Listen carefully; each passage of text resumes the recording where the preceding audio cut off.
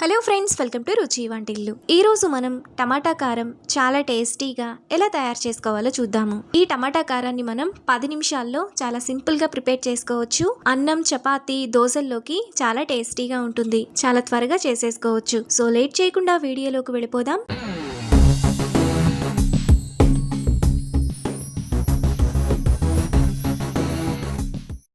ముందుగా టమాటా కారం చేసుకోవడానికి మిక్సీ జార్ తీసుకొని అందులో 7-8 ఎండుమిరపకాయలు,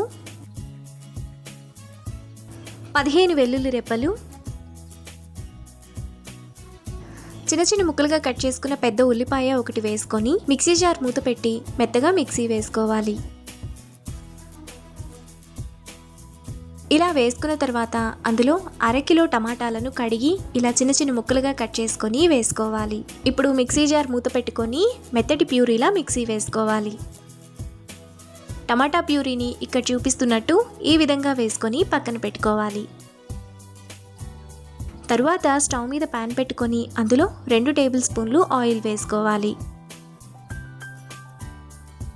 ఆయిల్ వేడైన తర్వాత 1 టీ స్పూన్ తాలింపు గింజలు, కొద్దిగా కరివేపాకు వేసుకొని ఫ్రై చేసుకోవాలి.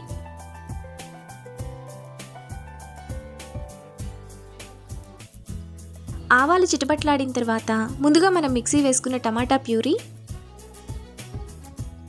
టేస్ట్కి తగినంత ఉప్పు, 1/2 టీ స్పూన్ పసుపు వేసుకొని మధ్య మధ్యలో కలుపుతూ ఉండాలి.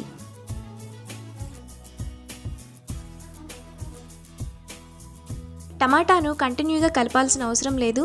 టమాటాలోని నీరంతా ఎగిరిపోయేంత వరకు మధ్య మధ్యలో కలుపుతూ ఉంటే సరిపోతుంది.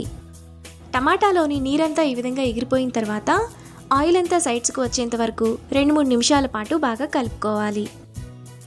2-3 నిమిషాల తర్వాత టమాటా బాగా వేగిపోయి ఆయిల్ అంతా ఇలా సైడ్స్కు వచ్చినప్పుడు మనకు టమాటా కారం రెడీ అయిపోతుంది. ఈ టమాటా కారం మనకు వారం రోజుల వరకు నిల్వ ఉంటుంది.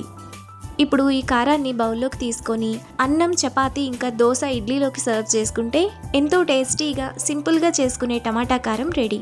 ఈ రెసిపీని మీరు కూడా ట్రై చేసి మీకు టేస్ట్ ఎలా కుదిరిందో నాకు కామెంట్స్లో షేర్ చేయండి. ఈ వీడియో కనుక మీకు నచ్చినట్లయితే లైక్ చేసి, షేర్ చేసి, సబ్స్క్రైబ్ చేయండి.